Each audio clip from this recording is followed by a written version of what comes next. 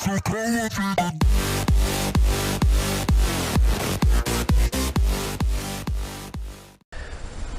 guys, it's Toamastar15 signing on.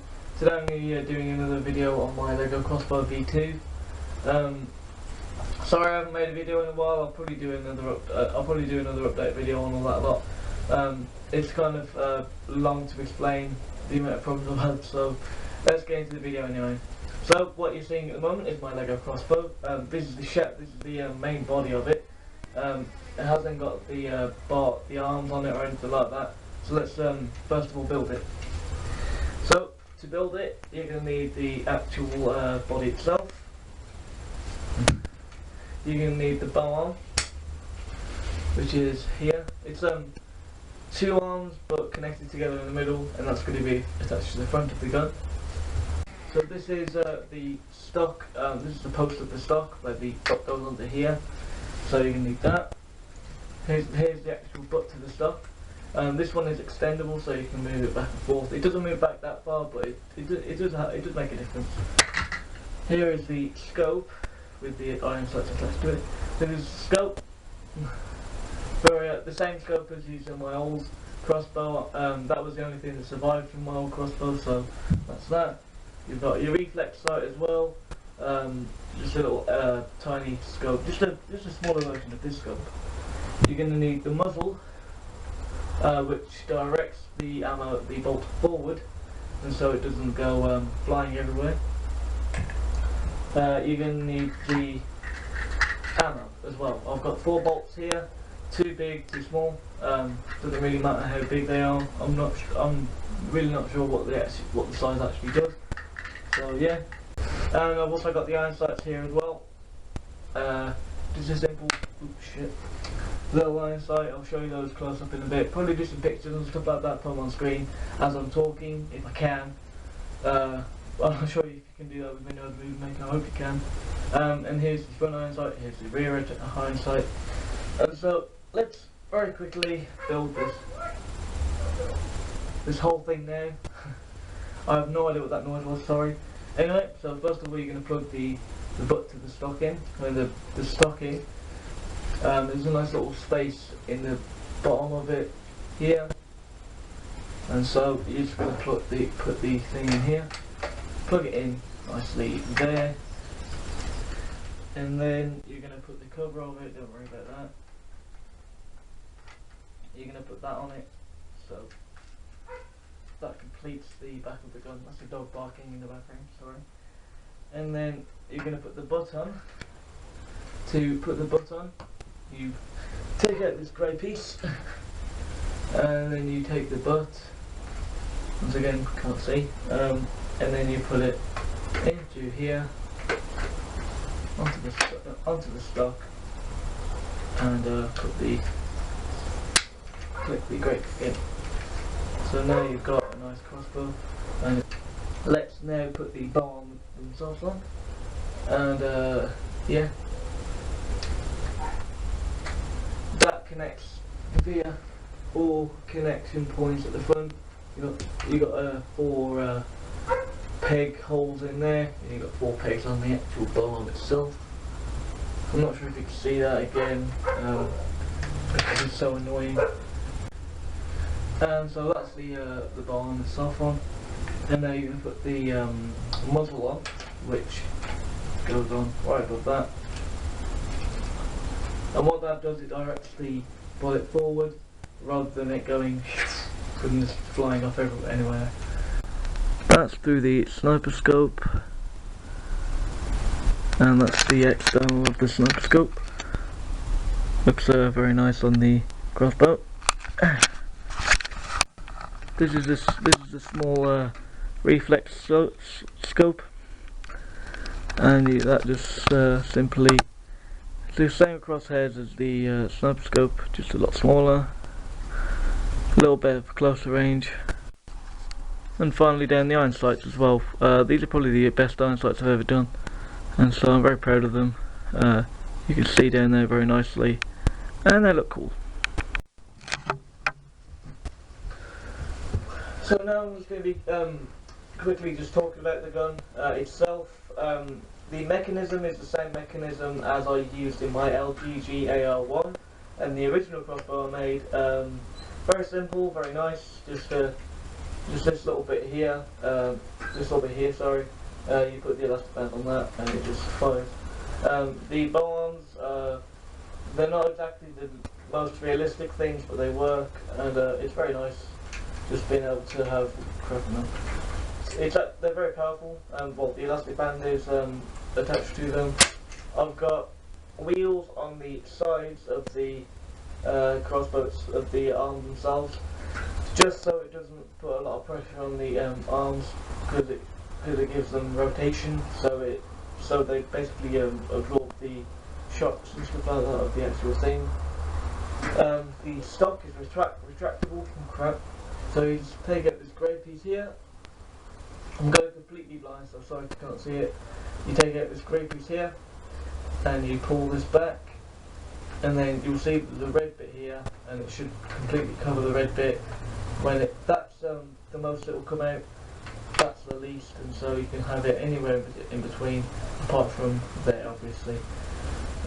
That's very nice.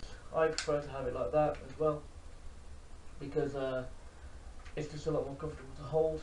So if you're just aimed in the sights and fire, rather than here it's way too close, and I'm having to go like this. So it's very nice to have the option of having a very long stock or a very short stock.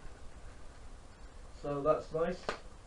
To just retract it, just push it in and then click the grey thing here. On this side there's a hook, and that goes for the little, I'm not sure what it's called, I'm going to call it a quiver. Yeah, or it's just a little holster for some ammo. I've got 4 bolts in here at the moment, 2 big, 2 small, I don't know if you can see. I'll show you more in depth about those in a bit, but basically this little clip here can hold on the side of the bow there, so you don't have to click it to your trousers or whatever. You can just put it on the side of the gun.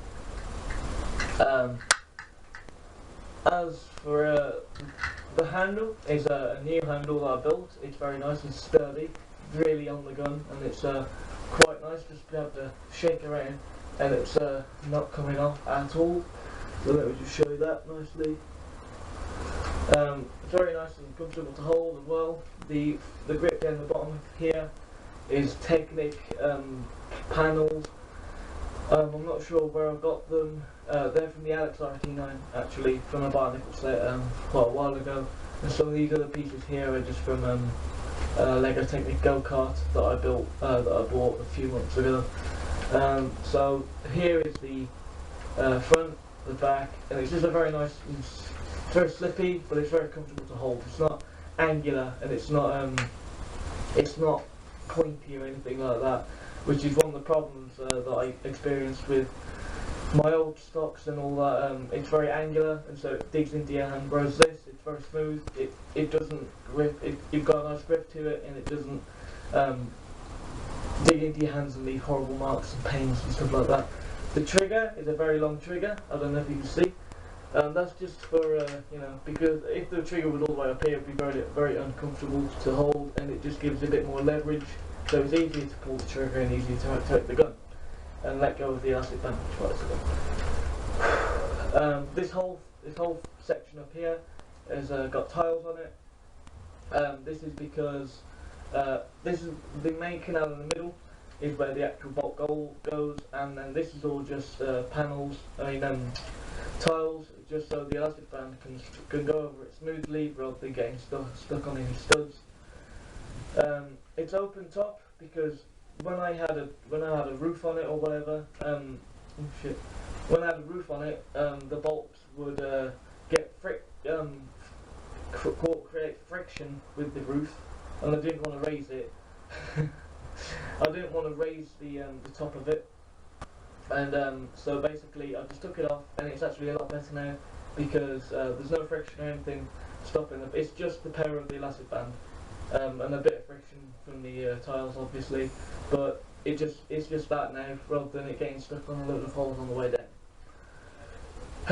Hence, the range is further. That is it. I've got tactical rail. I've got like a tactical rail kind of thing in the middle. So you've got these minifigure base plates. So these are the base plates that come with normal minifigures, with the minifigure collectors series, and so those are the base plates there. I had a few of them, so I just placed them on top of the gun, just to put attachments onto, and it works very nicely. The ammo holder is just simply these the same Technic pieces, panels that I had on the bottom of my gun. They're holding the ammo in. The bolts themselves, there's two types. There's a large bolt and a small bolt. The large bolt is a lot longer than the small bolt, and they're different colours, so I can easily tell the difference between the two. Yeah, it's very simple. Very nice body. So I'm outside in my garden, just firing my crossbow. Hope you can.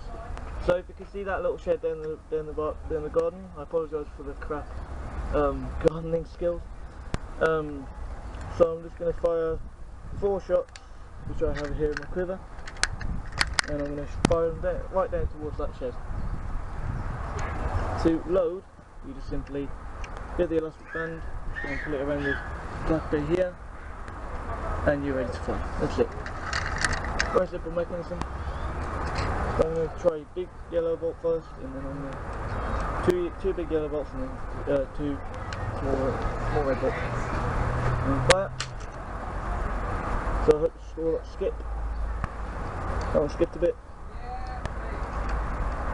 I will go over where they landed in a minute, just firing them at the moment. That skipped a well. Now I'm going to try the red bolt. I'm trying to be very quick about this guys, so I'm sorry.